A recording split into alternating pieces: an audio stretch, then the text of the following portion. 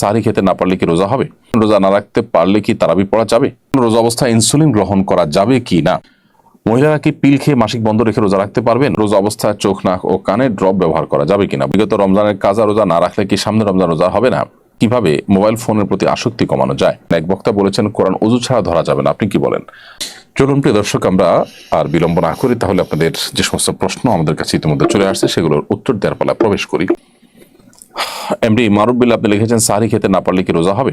সাহরি খেতে না পারলেও রোজা হবে। কোনো কারণে কেউ সাহরি খেতে পারলো না, তার মানে তিনি রোজা রাখবেন না, ব্যাপারটা কিন্তু তা নয়। অনেকে আছেন যে সাহরি খেতে না পারলে তিনি ভেঙে পড়েন যে কিভাবে রোজা রাখবেন। আসলে এতটা দুর্বল হওয়া, এতটা হীনমন্য হওয়া মুসলমানের সাজে না। এই জন্য সাহরি খেতে না পারলেও আমি রোজা রাখলে আমার সেই রোজা যে একেবারে আমার জীবন হানি করে ফেলবে, আমি মরে যাব, এরকম তো না। এই জন্য হিম্মত করা দরকার। তাছাড়া সাহরি খাওয়াটা এটা রমজানে রোজার একটা সুন্নত আমল। এর ফলে রোজার মূল স্ট্রাকচার ফরজ বা ওয়াজিব তো আর ছুটছে না, যার কারণে আপনার রোজা হয়ে যাবে। এমনি ওসমান করে লিখেছেন রোজা না রাখতে পারলে কি তারাবি পড়া যাবে?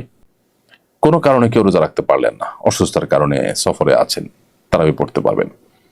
রোজা না রাখতে পারলে তারাবি পড়া যাবে না, ব্যাপারটা এরকম না। আমরা অনেকে রোজার সাথে তারাবিকে এমনভাবে রিলেট করে ফেলেছি যে রোজা না রাখলে বোধহয় তারাবি আর পড়া যাবে না, অথবা কেউ তারাবি না পড়লে তার রোজা হবে না, এরকম কোনো বিষয় নয়। আসলে রোজা একটি ইবাদত আর তারাবি আরেকটা ইবাদত। নবী করিম সাল্লাল্লাহু আলাইহি ওয়াসাল্লাম বলেছেন মান কামা রমাদান ঈমানান ওয়া ইহতিসাবা গফিরা লাহু মা তাকাদ্দামা মিন যামবি। যে ব্যক্তি ঈমান এবং ইখলাসের সাথে সিয়াম পালন করবে তার পূর্বের সমস্ত গুনাহ মাফ করে দেওয়া হবে।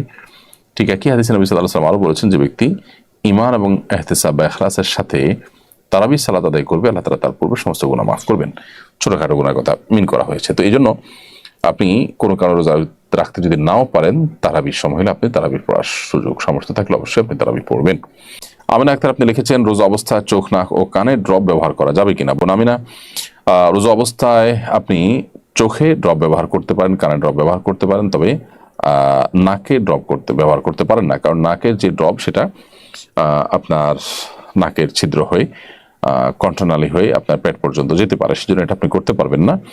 আর চোখ এবং কানের ড্রপ এটা আপনি ব্যবহার করতে পারবেন, কারণ বিশুদ্ধ মত অনুযায়ী, গবেষণা অনুযায়ী চোখ এবং কানে যে ড্রপ ব্যবহার করা হয়ে থাকে সেটা আমাদের পেটে যাওয়ার সম্ভাবনা একেবারেই ক্ষীণ। এর মধ্যে একটা তো আছে যে পেটের সাথে যাওয়ার কোনো কানেকশনই নেই, যার কারণে এগুলো আপনি ব্যবহার করতে পারবেন। খাদিজা আপনি লিখেছেন বিগত রমজানের কাজা রোজা না রাখলে কি সামনে রমজান রোজা হবে না? বোন খাদিজা, এমন কোনো কথা নেই যে বিগত রমজানের কাজা রোজা না রাখলে রমজান রোজা হবে না। রমজান রোজা আপনি রেখে ফেলবেন এবং রমজানের পরপরই বিগত রমজানের যে কাজা রোজাগুলো রয়েছে সেগুলো দ্রুততার সাথে আপনি রেখে ফেলবেন। নাসরিন আক্তার সৌরভ আপনি লিখেছেন কিভাবে মোবাইল ফোনের প্রতি আসক্তি কমানো যায়? বোন নাসরিন আক্তার, মোবাইল ফোনের প্রতি আসক্তি কমানোর জন্য নিজেকে নিয়ন্ত্রণ করা যদি কঠিন হয়, তাহলে সেক্ষেত্রে প্রয়োজনে স্মার্টফোন ছেড়ে বাটন ফোনে চলে আসতে হবে। কিছুদিনের জন্য যদি আপনি চেষ্টা করেন, অসম্ভব কোনো বিষয় নয়। কিছু কিছু হয়তো অসুবিধা হবে, কিন্তু সেগুলো আপনি ওভারকাম করতে পারবেন। এমডি সুরুজ্জামান ইসলাম সাকিব আপনি লিখেছেন এক বক্তা বলেছেন কোরআন ওযু ছাড়া ধরা যাবে না, আপনি কি বলেন? দেখুন, ওযু ছাড়া কোরআন ধরা যাবে না, এটা সঠিক কথা। এবং এ ব্যাপারে যদি আপনি বিস্তারিত জানতে চান, মাওলানা এমদাদুল হক একজন আলিম আছেন চুয়াডাঙ্গার, তিনি ওযু ছাড়া কোরআন স্পর্শ করার বিধান, এই টাইপের, আমি হুবহু নামটা মনে নেই, আমার মনে হচ্ছে এই টাইপের নামটা হবে, এরকম একটা বই তিনি লিখেছেন যে ওযু ছাড়া কোরআন স্পর্শ করা যাবে কিনা বা এটার বিধান কি। তো এই বইটা যদি আপনি নেন, খুব ছোট্ট বই, কিন্তু সেখানে সমস্ত দলিল প্রমাণগুলো সব হাজির করা হয়েছে। আমার মনে হয় যে বিষয়ে আপনার সংশয় দূর হয়ে যাবে ইনশাআল্লাহ। বহু সাহাবায়ে কেরাম, বহু সালাফে সালেহিন, বহু হাদিস দ্বারা এটি সুসাব্যস্ত এবং প্রমাণিত যে কোরআন এটা স্পর্শ করার জন্য আপনার ওযু থাকা প্রয়োজন। তবে হ্যাঁ, মুখস্থ কোরআন তেলাওয়াতের জন্য ওযু থাকার প্রয়োজন নেই। এরপর প্রশ্ন হল রোজা অবস্থায় ইনসুলিন গ্রহণ করা যাবে কি না?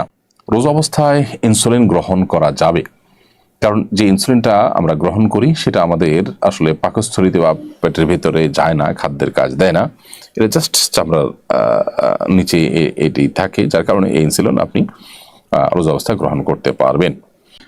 মহিলারা কি পিল খেয়ে মাসিক বন্ধ রেখে রোজা রাখতে পারবেন? মহিলারা পিল খেয়ে মাসিক বন্ধ রেখে রোজা রাখতে পারবেন যদি তাদের শরীরে বড় কোনো ক্ষতির আশঙ্কা না থাকে।